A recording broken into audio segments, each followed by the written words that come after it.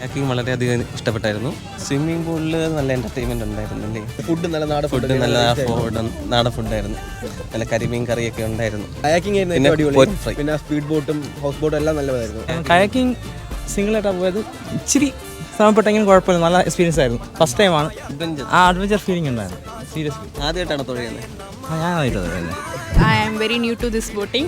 ഇല്ല, നല്ല എക്സ്പീരിയൻസ് ആയിരുന്നു, അടിപൊളിയായിരുന്നു. ഫസ്റ്റ് ടൈം കയാക്കിംഗ് എക്സ്പീരിയൻസ് ആണ്, അടിപൊളി സാധനം.